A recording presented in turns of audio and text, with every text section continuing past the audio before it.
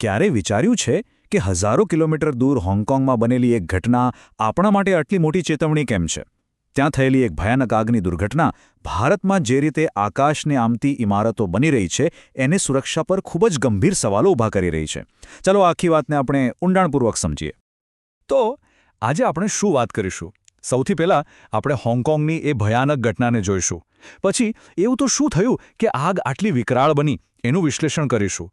એ પછી આપણે જોઈશું કે ભારતની પરિસ્થિતિ કેટલી જોખમી છે અને અંતે આમાંથી બચવાના ઉપાયો અને આપણી બધાની જવાબદારી શું છે તેના પર પણ વાત કરીશું. ચાલો સૌથી પહેલાં એ ઘટના પર નજર કરીએ જેણે આખી દુનિયાને હચમચાવી દીધી. હોંગકોંગના એક એપાર્ટમેન્ટ કોમ્પ્લેક્સમાં એ દિવસે ખરેખર શું થયું હતું? તમે કલ્પના કરી શકો છો? ફક્ત 4 મિનિટ 8મા માળે એક નાની ચિનગારી લાગી અને માત્ર 4 જ મિનિટમાં આગ આખી ઇમારતમાં ફરી વળી. આગ એટલી ઝડપથી ફેલાઈ કે જોતજોતામાં એ 31 માળ સુધી પહોંચી ગઈ. અને આટલી ઝડપનું પરિણામ ખૂબ જ દુઃખદ હતું. આ ભયાનક દુર્ઘટનામાં 94 લોકોના મૃત્યુની સત્તાવાર પુષ્ટિ થઈ. અને એનાથી પણ ખરાબ વાત એ છે કે 100થી વધુ લોકો હજુ પણ લાપતા છે, જેમનો કોઈ અતોપતો નથી. આને કોઈ નાની સૂની આગ સમજવાની ભૂલ ના કરતા. આ આંકડાઓ દર્શાવે છે કે હોંગકોંગ શહેરે છેલ્લા 80 વર્ષમાં આવી ભયાનક આગ ક્યારેય જોઈ નહોતી.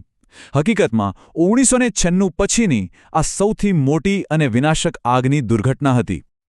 પણ સૌથી મોટો સવાલ એ છે કે આટલી ભયંકર આગ લાગી કઈ રીતે? એક નાનકડી ચિનગારી આટલી મોટી જ્વાળામાં કેવી રીતે ફેરવાઈ ગઈ?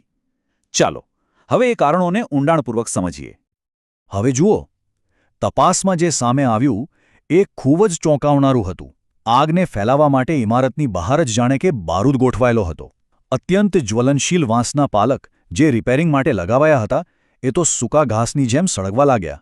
એની ઉપર ઢાકેલી પ્લાસ્ટિકની શીટ્સે ઝેરી ધુમાડો ઓખ્યો અને આગને વધુ ભડકાવી. અને આ બધાને બાંધવા માટે જે કાથીની દોરીઓ વપરાઈ હતી એણે તો આગને એક માળેથી બીજા માળે પહોંચાડવા માટે જાણે કે પુલનું કામ કર્યું. અને આની સાથે જોડાઈ એક વૈજ્ઞાનિક અસર જેને ચીમની ઇફેક્ટ કહેવાય છે. આને સમજવા માટે બિલ્ડિંગને એક મોટી ચીમની જેવી સમજો. દાદર, લિફ્ટ માટેની ખાલી જગ્યા અને હવા ઉજાસ માટેની પાઇપો, આ બધી જગ્યાઓ આગ અને ધુમાડા માટે એક ખુલ્લો હાઇવે બની ગઈ.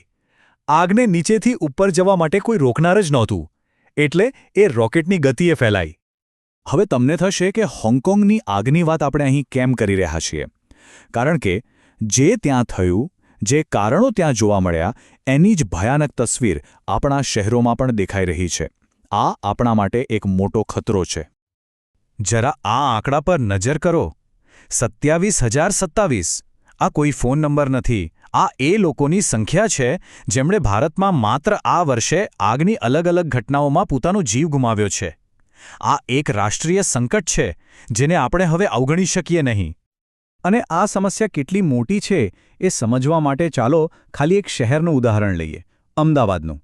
શહેરમાં 50થી પણ વધુ ઇમારતો 15 માળ કરતાં ઊંચી છે અને 17 ઇમારતો તો એવી છે જે 25થી 48 માળ ઊંચી છે. વિચારો, આ તો માત્ર એક શહેરની વાત છે.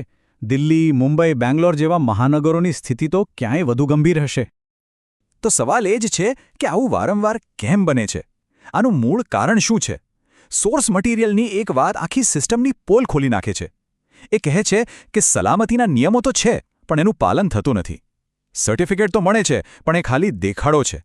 આખું તંત્ર જાણે કે ભ્રષ્ટાચારમાં ડૂબેલું છે. આ ખાલી નિયમોની યાદી નથી. આ એ ભૂલો છે જે એક નાની ચિનગારીને ભયાનક દુર્ઘટનામાં ફેરવી દે છે. નિયમો કાગળ પર રહી જાય છે. ફાયર સેફ્ટીના સાધનો લાગેલા હોય પણ એ ચાલુ છે કે બંધ એ કોઈ જોતું નથી. અને સૌથી ખરાબ, આગ લાગે ત્યારે ભાગવા માટે જે ઇમરજન્સી દરવાજા હોય એ કાં તો તાળું મારેલા હોય છે અથવા સામાનથી ભરેલા હોય છે. અને માની લો કે આ બધી ભૂલો છતાં ફાયર બ્રિગેડ સમયસર પહોંચી પણ જાય તો પણ એક એવી હકીકત છે જે ખૂબ જ ડરાવણી છે.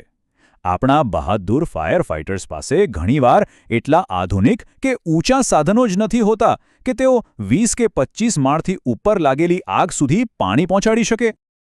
તો શું આનો કોઈ ઉપાય જ નથી?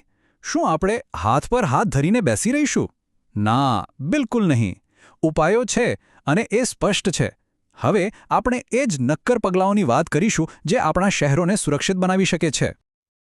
જુઓ, આપણી સામે બે રસ્તા છે અને પસંદગી આપણે કરવાની છે. એક રસ્તો છે જ્વલનશીલ સામગ્રી, ઢીલા નિયમો અને બેદરકારીનો, જે સીધો દુર્ઘટના તરફ લઈ જાય છે.